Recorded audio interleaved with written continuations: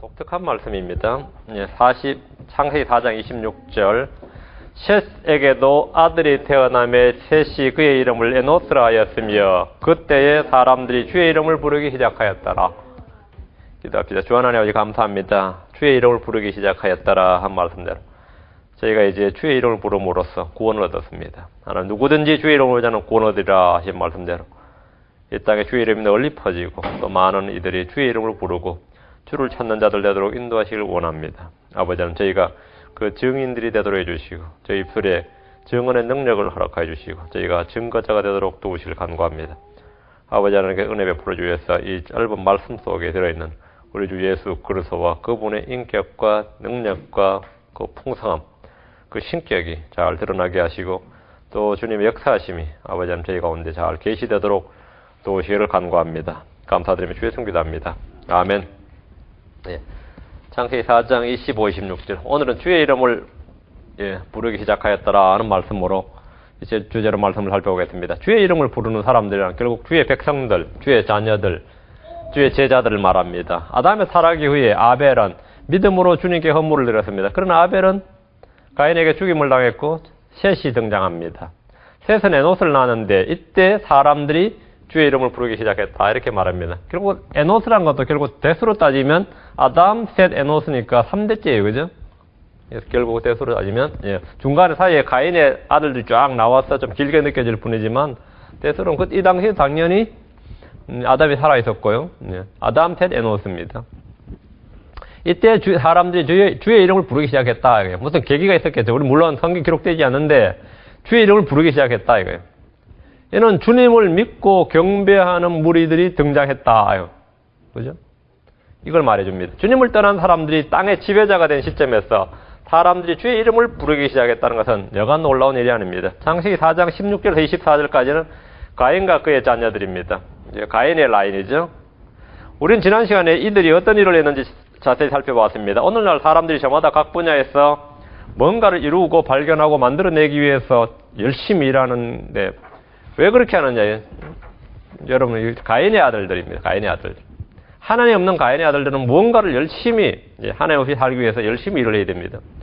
어느 시대나 야발이나 유발이나 두발가이나 라멕과 같은 인물들이 넘칩니다. 그들은 잘 먹고 잘 살기 위해서 더 살기 좋은 세상, 더 나은 세상을 건설하기 위해서 노력했고 뚜렷한 족적을 남겼습니다. 이들은 의의 길이나 생명의 길이 아니라 가인의 길로 갔습니다. 아버지 가인의 길로 갔습니다. 25절부터 4장 25절부터 5장 32절 5장 전체까지 5장 전체 마지막이 노아와 그의 아들들이에요. 4장 25절 셋부터 시작해서 셋 에노스를 해서 노아와 그의 아들들까지 그게 바로 아담 셋 이게 바로 이제 소위 말하는 셋의 라인이죠. 셋의 라인이죠. 그 이후로는 이제 노아의 세대가 됩니다. 아담의 세대가 어디까지 가요? 창세기 5장 1절부터 보면 노아와 그의 아들들까지 아담의 세대. 그리고 홍수 이후로부터 다시 노아의 세대 일어나죠. 창세기 6장 1절부터 8절은 대홍수로 말미암아서 이 두 계열의 사람들, 셋의 계열이든 가인의 계열이더니 다 멸망하고 노아와 그의 가족들 통해서 새로운 시작이 있습니다. 창세기 2장부터 4장까지 짧은 두 장 속에 아담과 이브의 범죄, 에덴에서의 추방, 아벨의 죽음, 하나님을 떠난 가인, 또 하나님 없이 사는 사람들의 도시와 문명, 폭력과 살인의 일상화랑 급속한 죄의 확산과 증가를 볼 수 있습니다. 여자의 씨를 통한 구속을 약속하신 하나님은 아벨의 죽음으로 다른 씨를 필요로 했습니다. 하나님을 찾고 하나님을 부르는 사람들을 통해서 하나님 말씀이 성취되어야 하기 때문입니다. 어느 시대나 하나님은 자신의 씨를 남겨두시고 그들을 통해서 자신의 뜻을 이루십니다. 가인과 그의 아들들이 세상을 지배하는 때에 하나님은 아담을 통해 아벨을 대신하는 또 다른 씨를 주셨습니다. 그가 셋입니다. 셋이. 가인의 아들들과 달리 셋의 아들들은 주의 이름을 불렀습니다. 25절 아담이 다시 자기 아내를 알매 그녀가 아들을 낳아 그의 이름을 셋이라 하였으니 이는 그녀가 이르기를 가인이 죽인 아벨 대신 지금 이 말을 누가 했어요? 이브가 하고 있어요. 가인이 죽인 아벨 대신 하나님께서 내게 다른 씨를 정해 주셨다 하였기 때문이라. 아벨이 죽은 후에 아담은 다시 자기 아내를 알았고 거기서 이제 아들을 얻었습니다. 사랑하는 자녀를 잃고 그를 대신할 씨를 구하는 것은 자연스러운 일입니다. 이전에 낳은 가인과 아벨의 이름은 어머니인 이브가 직접 지어줬는데 이번에는 셋은 아버지인 아담이 직접 지었습니다. 아담이 새로 얻은 아들을 셋이라고 지은 이유가 뭡니까? 왜 셋이라고 지었어요? 그 25절에 보면 잘 나오죠. 아내 이브가 가인이 죽인 아벨 대신 하나님께서 내게 다른 씨를 정해 주셨도다 이렇게 정해 주셨다고 말했기 때문입니다. 여기서 정해 주셨다, 다른 씨를 정해 주셨다, 하나님께서 정해 주셨다는 뜻의 이름이 셋입니다. 그 셋이란 뜻이 정해 주셨다라는 뜻입니다. 그게 이제 이브가 그렇게 말하니까 아담이 그러면 이름을 셋이라고 하자 이래 정해 주셨다. 히브리어는 이 한자어처럼 말이에요. 그 뜻이 다 단어의 뜻이 다 있어요. 정해 주셨다니까 뭐예요? 셋이다 이 말이에요. 이분은 창세기 3장 15절에서 주님이 말씀하신 여자의 씨, 그 여자의 씨 할 때 그 여자의 씨에 대한 소망과 믿음이 확고해서 올 수 있습니다. 계속 이분은 낳을 때만 가인을 낳았을 때도 뭐라 그랬어요? 이런 고백을 했죠. 내가 주께로부터 남자를 얻었다. 또 셋을 낳고 다른 씨를 정해 주셨다. 그 씨에 대한 응급을 지금 뭐죠? 이분은 계속 자식을 낳을 때마다 하고 있다는 거죠. 그 여자는 이분은 하여튼 에덴에서 들었던 나곤이 들었던 여자의 씨에 관한 말씀을 기억하고 있고 그것이 자기 대에 일어날 줄로 소망하고 있었어요. 그래서 다시 나곤 돌아갈 줄로 생각을 했던 거죠. 그죠? 예, 그렇게 했어요. 처음에 가인이 하나님께서 정한 씨인 줄 알고 내가 주로부터 남자를 얻었다 이렇게 말했습니다. 그런데 얼마 지나지 않아서 주로부터 남자를 얻었다 하고 말하니 가인은 하나님께 받아들여지지도 않고 형제를 미워하는 자였고 살인자로 드러났습니다.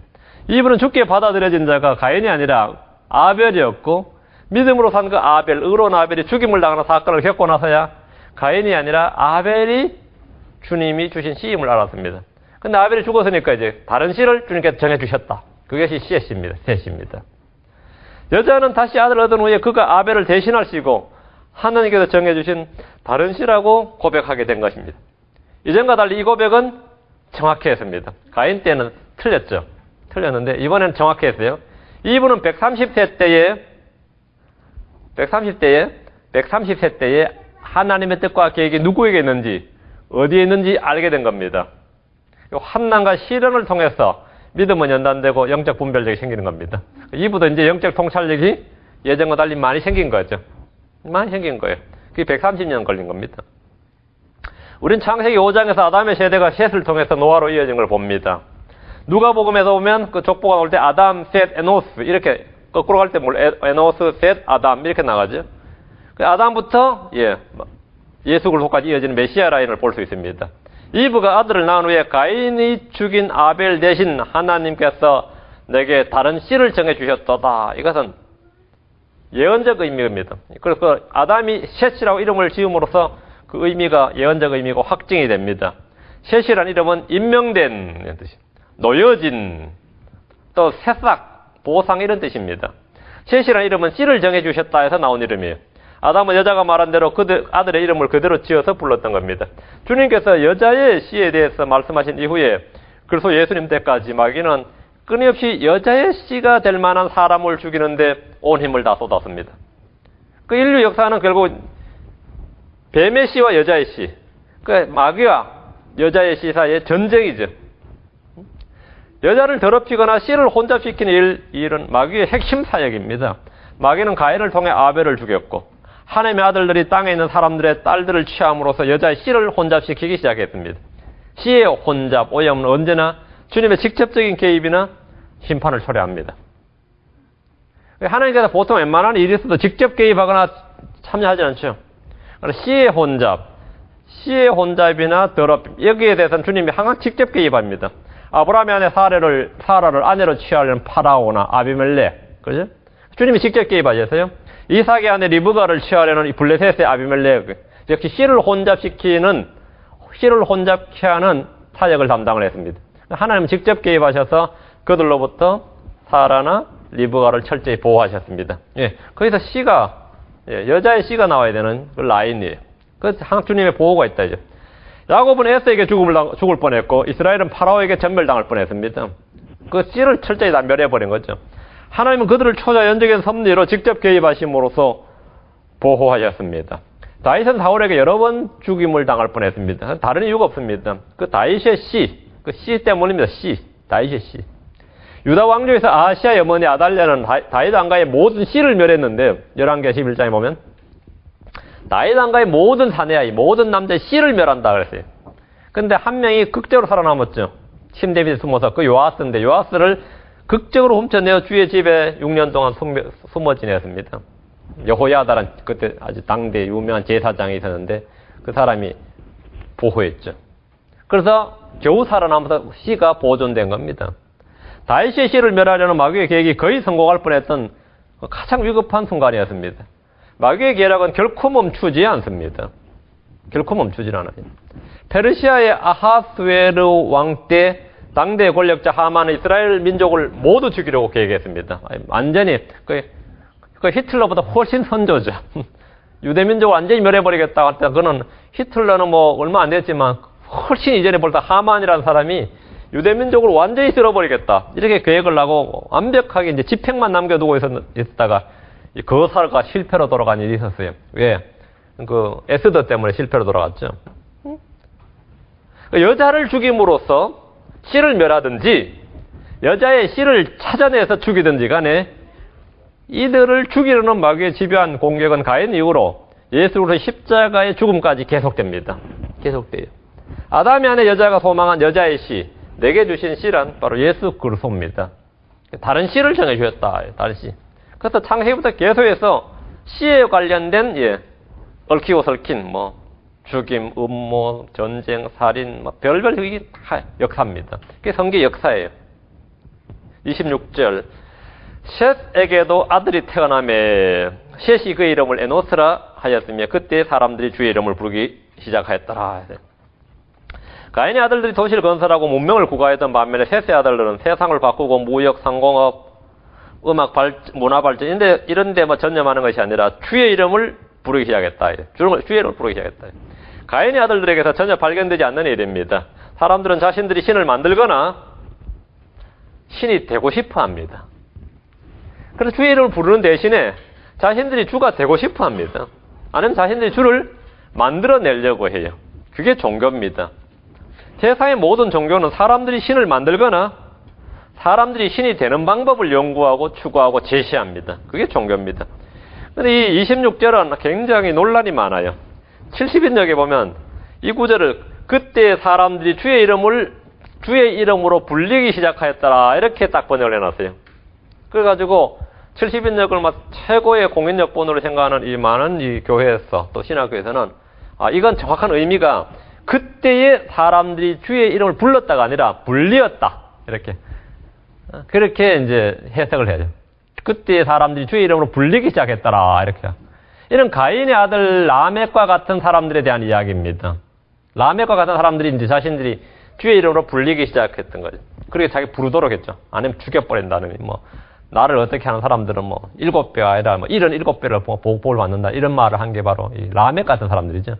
셋의 아들 에노스는 주의 이름으로 불린 것이 아니라 주의 이름을 부르기 시작했습니다.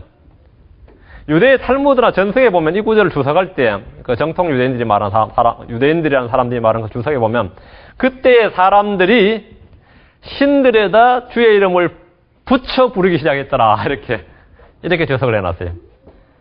본문을 그대로 두지 않고 이 본문이 해석이 안 된다고 보는 거예요. 26절은 그냥 너무 달랑 이상하다. 그때 사람들이 뭐라고요? 신들에다 주의 이름을 붙여 부르기 시작했다. 이런 식으로 해석하고 주석을 합니다. 아주 유력한, 그 유대 쪽에서 아주 유력한 주석이에요. 사람들이 하나님께 기도하거나 그분의 이름을 부르는 대신에 우상들을 만들고 거기에다가 주의 이름을 부르고 그들을 주라 부르기 시작했다. 이런 것입니다.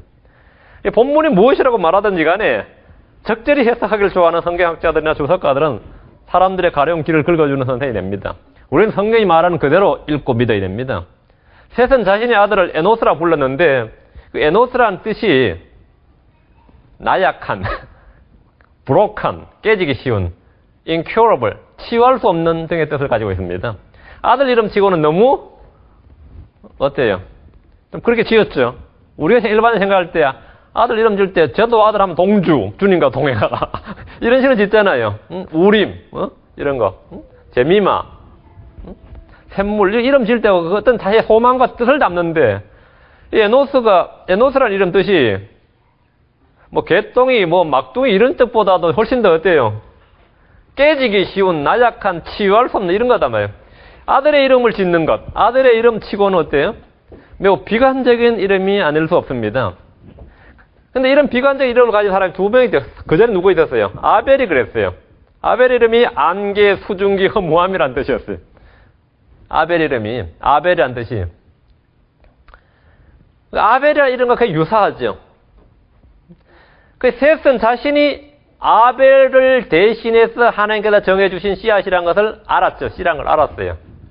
그리고 아벨이 어떤 죽임을 당한 것도 알았죠. 그 주님의 뜻을 따라 산다는 것. 그 인생이 무엇인가를 셋은, 뭐 엄마한테 들었든 아버지한테 들었든 이것을 안 사람이죠. 그리고 자신의 라인이 바로 하나님께서 정해주신 씨앗. 아벨을 대신한 다른 씨. 그리고 자기 아들을 낳았는데 에노스도 이 운명이 지금 세상 살아가는 삶의 운명이 뭐 그런 삶이란 거 이걸 아는 거죠. 그래서 이름이 에노스예요. 나약한, 깨지기 쉬운, 치유할 수 없는. 셋은 교만의 대명사격인 라멕과 달리 인간의 연약함과 쓸모없음을 알았던 사람입니다. 인간이 죄인이고 연약하고 깨지기 쉽고 쓸모없고 인간의 본질을 알았던 사람이에요. 셋은 사람이 진토고 재고 티끌에 불과한 것을 정확히 알았고 하나님을 떠난 사람의 모습은 나약하고 깨지기 쉽고 치유할 수 없는 존재라는 사실을 절감함으로 자신이 낳은 아들의 이름을 에노스 이렇게 지은 것입니다. 그렇게 지은 거예요. 이름 하나에서 뭐 그 사람 신앙관이 확 드러나는 거예요. 인생관과 신앙관, 인간관, 세상관이 그냥 한눈에 그냥 쫙 드러나는 거죠. 셋은 아벨을 대신해 하나님이 정해주신 사람답게 아벨의 이름과 거의 같은 뜻의 이름을 자신의 아들에게 주었는데 그것이 바로 에노스입니다. 셋이 그의 이름을 에노스라 하였으며 란 말은 그냥 흘러갈 수 있는 말이 아닙니다. 그 속에는 깊은 뜻이 포함되어 있습니다. 그때 사람들이 주의 이름을 부르기 시작하였더라 했죠. 셋의 아들 에노스 때 사람들이 주의 이름을 부르기 시작했다면 그때로부터 시작해서 주의 이름이 소수의 사람들에 의해 전수되었을 것이고 그 열매에 해당하는 인물, 걸출한 인물이 둘이 있는데 그 사람들이 누굽니까? 에녹과 노아죠. 이때부터 주의 이름을 부르기 시작해서 최고의 절정기를 구사한, 그나마 믿음의 절정을 구사한 사람이 에녹과 노아예요. 에녹과 노아. 이때부터 주의 이름을 부르기 시작해서. 셋의 아들 에노스 때에 사람들이 주의 이름을 부르기 시작했다면 이들은 인류의 초기 신앙 멤버들을 할 수 있습니다. 초기 신앙인들을 할 수 있습니다. 아담이 살아있던 당대 사람들 사이에서 주님을 찾는 약간의 부흥이, 영적 부흥이 있었던 겁니다. 주의 이름을 부르는 것이 구원입니다. 그렇죠? 주의 이름을 부르는 게 구원이에요. 오순절에 베드로는 온 세상에서 모여든 유대인들 향해서 누구든지 주의 이름을 부르는 자는 구원을 받으리라 하였느니라 이렇게 선포했습니다. 유대인들의 사도였던 바울 역시 누구든지 주의 이름을 부르는 자는 구원을 받으리라 이렇게 동일한 말씀인데 이건 다 요엘서에 나오는 말씀을 인용한 겁니다. 에노스 때 사람들이 주의 이름을 부르기 시작했다는 것은 놀랍게 그지없는 일입니다. 그들이 어떤 이유에서든 주의 이름을 부르기 시작했습니다. 믿음을 통한 구원의 역사가 시작되었던 것입니다. 주의 이름을 불렀다는 것은 하나님을 주로 믿고 섬긴다는 뜻입니다. 우리는 가룟 유다가 예수를 일컬어 선생님이여라고 불렀을 뿐 결코 주님이라고 부른 적이 없음을 봅니다. 복음서 뒤에도 가룟 유다는 예수를 주라고 부른 적이 없습니다. 그와 비슷한 성경이 있는데 요즘 메시지 바이블이라고 서점에 많이 팔리는데 거기는 주여가 없어요. 유진 피터슨이 만든 성경인데 무언 성경이 롤드가 거의 없어요. 예, 거짓 성경이기 때문입니다. 성경이 아니기 때문에. 우리는 사도행전에서 바리새인들이나 제사장들이 사도들에게 주의 이름으로 말하지 말고 주의 이름을 말하지 말도록 그렇게 명령하고 때리고 투옥하고 이런 걸 봅니다. 그 주의 이름을 부르는 자들을 다 결박하고 죽이는 걸 볼 수 있습니다. 왜? 주의 이름을 부르기 시작했더라. 주의 이름을 부른다. 이게 뭡니까? 그게 신앙이에요. 주의 이름을 부르기 시작했더라. 그게 교회단 말이죠. 그게 신앙 공동체단 말이죠. 믿음의 선한 고백과 증언은 그 마음속에 주의 말씀을 듣고 그 말씀이 속에 거할 때 쏟아져 나오는 겁니다. 주의 이름을 부르기 시작했다는 것은 뭡니까? 주의 말씀을 받았다는 겁니다. 들었다는 거예요. 듣지 않고 부를 수 없어요. 듣지 않고 믿을 수 없죠. 믿지 않고 부를 수 없어요. 그렇죠? 그러니까 주의 이름을 부르기 시작했다는 것은 주의 말씀이 퍼지기 시작했다. 이때 주의 말씀이 퍼지기 시작했다. 물론 그것이 우리 성경 기록에 안 나옵니다. 성경 기록은 그렇게 모세가 다 기록하지 않았어요. 그런데 그 기록이 안 돼 있는데 그것이 막 흘러서 내려왔다. 그걸 가지고 구전이라 그래요. 그건 이제 신빙성은 없죠. 왜? 기록은 변할 수가 없지만 구전이라는 것은 뭡니까? 변할 수 있어요. 우리가 그걸 구전이라 그러는데 그걸 아주 중요시 오럴 트래디션 또 오럴 이걸 아주 중요시하는 게 이제 이게 뭐 구전율법이라고 하는 게 바로 그 유대인은 굉장히 많습니다. 제가 볼 땐 거의 대부분 다 후대에 꾸며낸 이야기 같은데 자기들은 구전이라고 말해요. 그 당대에 이미 하나님께서 무언가를 말씀하셨다. 이건 확실합니다. 그렇죠? 이건 확실해요. 아벨이 대언자였다는 사실을 우리가 알 수 있고 에녹이 대언자였다는 것도 알고 노아가 대언자였다는 걸 알아요. 그럼 분명히 그들은 무언가를 말을 했던 거죠. 그죠? 의를 선포하고 말씀을 했어요. 그건 확실합니다. 그게 이제 성경에 안 나올 뿐이지 그걸 했다는 것은 유추하는 건 전혀 어렵지 않고 오해나 오류의 여지가 없어요. 주의 이름을 부르기 시작했다. 주의 이름을 부르기 시작했다. 이거는 보통 말이 아니다. 이거. 예. 주의 말씀이 누군가에 전해졌고 선포되었고 말씀을 들은 자들, 믿은 자들이 뭐 주의 이름을 부르는 거죠. 그렇지 않으면 주의 이름을 부를 수가 없는 겁니다. 선포되지 않고 어떻게 부르겠느냐 그랬어요. 선포되지 않은 주를 어떻게 믿고 어떻게 부르겠느냐 이거예요. 응? 자, 이 당시의 시대 상황을 이제 우리 지난 시간에 잠깐 배웠는데 가인의 아들들이 이제 아주 휘잡고 있던 시대죠. 라멕과 같은 폭력과 살인을 자행하는 사람들이 지배하는 때에 주의 이름을 부르는 사람들은 유대 사회나 로마의 대박해 시대 때에 예수 그리스도의 이름을 부르는 것만큼이나 아주 위험한 일이었습니다. 하지만 믿음의 사람들은 어떤 순간에도 그 입에서 믿음의 선한 고백과 증언이 나오는 법입니다. 믿음의 아버지라 불리는 아브라함이 주님을 만난 후에 한 일이 뭡니까?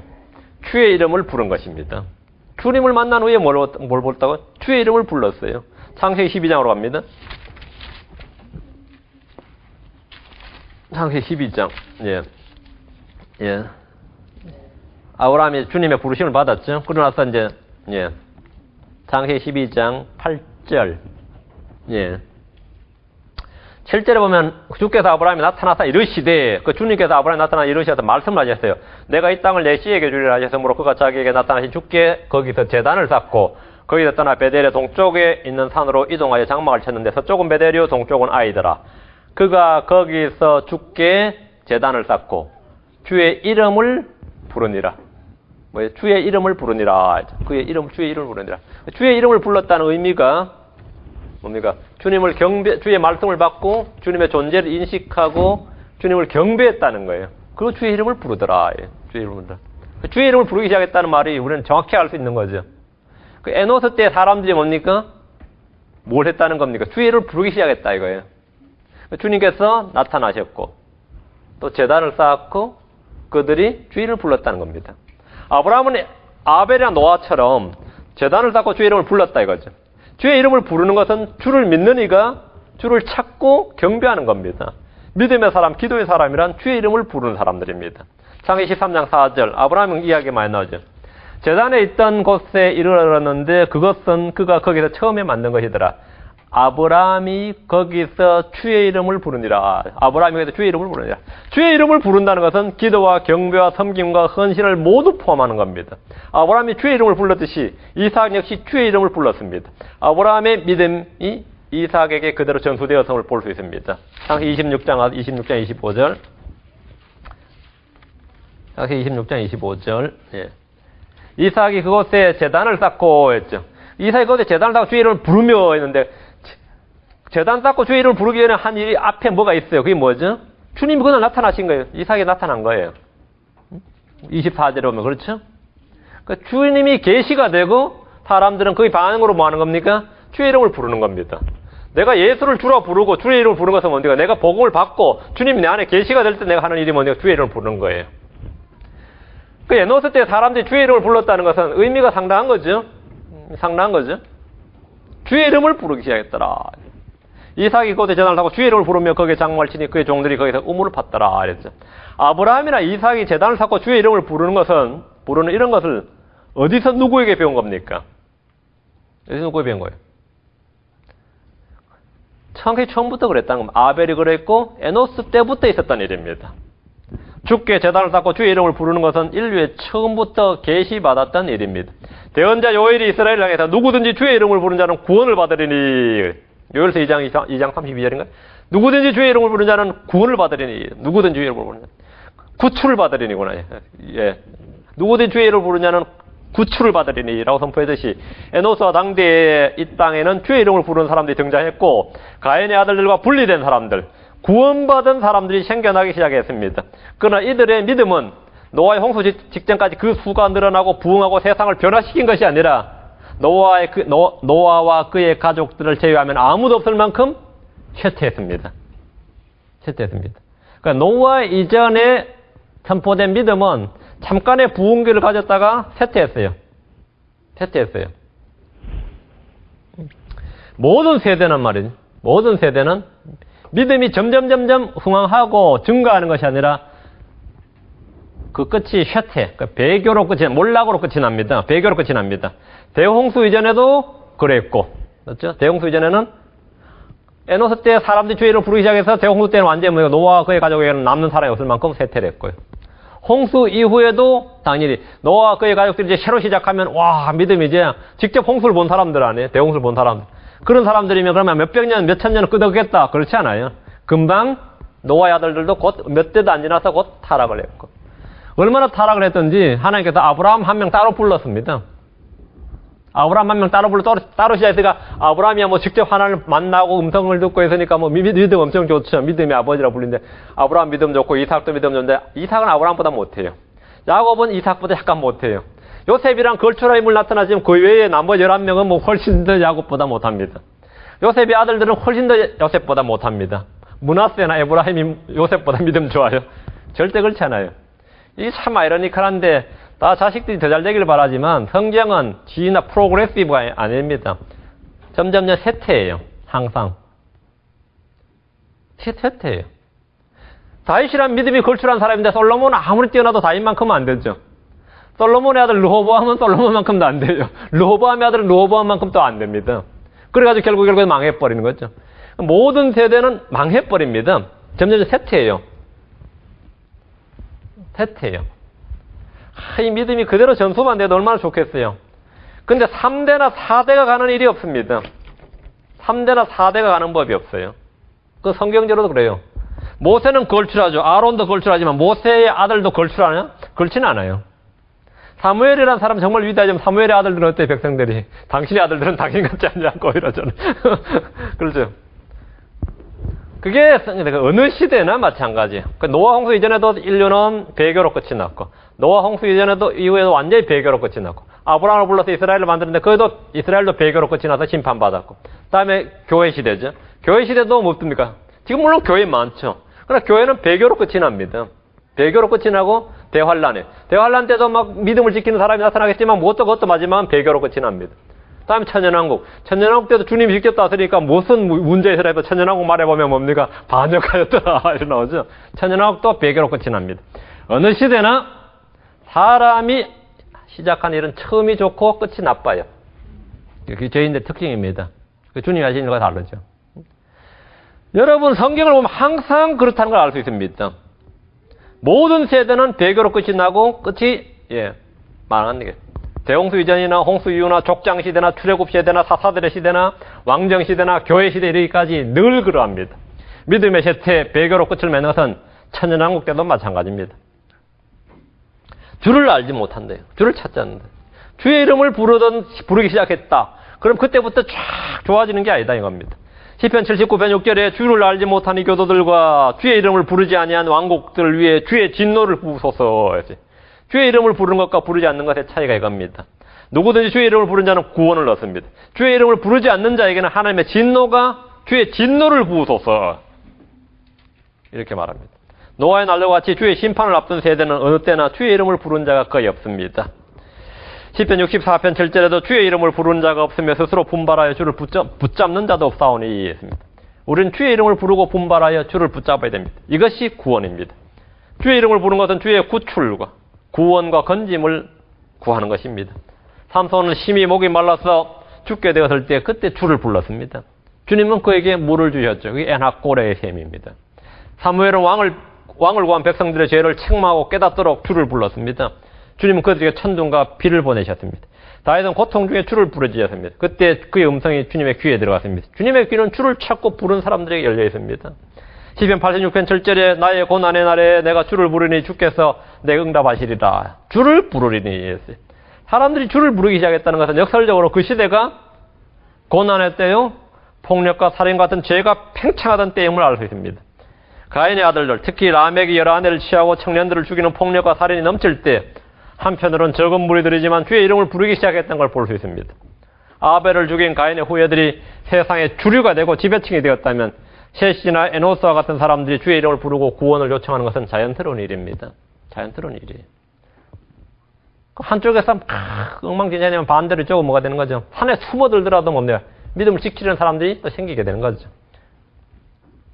우리는 언제나 주를 찾고 주를 굳게 붙잡고 주의 이름을 불러야 됩니다. 다윗은 언제나 주의 이름을 부르겠다고 다짐하고 결심했습니다. 주의 이름을 부르리라. 자, 시편 80편으로. 시편 80편 17절 18절.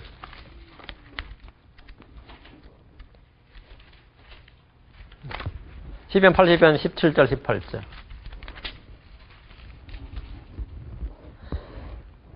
시편 80편 17절 18절. 주의 오른쪽에 있는 사람과 주께서 주를 위하여 강하게 하신 사람의 아들 위에 주의 손을 얹으소서. 그리하시면 우리가 주로부터 물러가지 아니하오리니 우리를 살리소서. 우리가 주의 이름을 부르리이다. 우리가 주의 이름을 부르리이다. 주의 이름을 부르는 것은 주께 합당한 영광을 돌리는 것이고 주님의 은혜에 보답하는 겁니다. 뒤로 가서 시편 116편 12, 17절. 자, 시편 116편입니다. 116편 12절 17절 12절. 주께서 내게 베푸신 모든 은택으로 인하여 내가 그분께 무엇으로 보답하리요? 무엇으로 보답하죠? 13절. 내가 구원의 잔을 들고 주의 이름을 부르며. 이게 첫 번째. 내가 구원의 잔을 들고 주의 이름을 부르며. 이것이 주의 은택에 보답하는 첫 번째 방법입니다. 두 번째가 뭐죠? 그분의 온 백성 앞에서 이제 나의 서원들을 주께 이행하리로다. 이게 두 번째. 주님께 약속한 서원을 이행하는 것. 셋째. 17절. 내가 주께 감사의 희생물을 드리고 주의 이름을 부르리이다. 이것이 세 번째입니다. 시편 기자가 말한다. 우리는 주님이 베푸신 은택에 보답해서 하는 것이 뭐냐. 이거. 세 가지다. 구원의 잔을 들고 주의 이름을 부르는 것. 주님께 약속한 서원을 이행하는 것. 주께 감사의 희생물을 드리고 주의 이름을 부르는 것입니다. 주님의 이름을 부른다는 것이 지금 두 번 나오죠. 주의 이름을 부르리이다. 주의 이름을 부르며. 이렇게. 주님의 은택에 보답하는 것의 핵심이 주의 이름을 부르는 겁니다. 우리는 어떤 경우에도 주의 이름을 부르는 것을 선택해야 됩니다. 우리 성경 엘리야가 또 너희는 너희 신들의 이름을 부르라. 나는 주의 이름을 부르리니. 이랬어요. 너희는 너희 신들의 이름을 부르고 나는 주의 이름을 부르리니. 나는 주의 이름을 부르리니. 각자 사람들이 자기들의 신들과 주를 부를 때 우리는 주의 이름을 불러야 된다. 이거죠. 자, 주의 이름은 어떤 이름입니까? 생각나는 대로 한번 말해보세요. 성경에서 읽은 저걸 생각나라. 주의 이름 하면 어떤 이름? 주의 이름 하면 영화로운 이름. 주의 이름은 홀로 영화로운 이름이다. 주의 이름은 무슨 이름이요? 주의 이름은 찬송받기, 좋습니다. 찬송받기 합당한 이름. 지극히 높으신 이름이다. 주의 이름은 영원히 지속되는 이름이다. 시편에서 잠언 18장 10절에 주의 이름은 견고한 망대라 그랬어요. 예레미야 7장 6절에는 주의 이름은 권능이 큰 이름이고, 사도행전에서 보면 주의 이름은 구원을 주는 유일한 이름이다. 구원을 주는 유일한 이름. 다른 이름은 없어요. 그러므로 우리는 주의 이름을 선포하고 찬양하고 두려워하고 주의 이름을 기뻐하고 사랑하고 기억하고 신뢰하고 사모하고 그 이름을 부르는 것이 합당합니다. 세상은 주의 이름을 모독하고 주의 이름을 헛되이 취하고 주의 이름을 멸시합니다.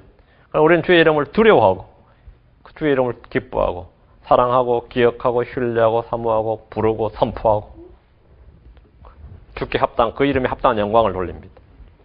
에노스의 시대에 사람들이 주의 이름을 부르기 시작했다는 것은 사람들의 마음과 입에 주 하나님이 계셨다는 것을 말합니다. 당시에 이미 도시를 건축하고 축산업과 음악과 철강 산업을 지배한 가인의 아들들이 살던 때에 주의 이름을 부르는 소수의 사람들이 있었다는 겁니다. 이때 출현했다는 거예요.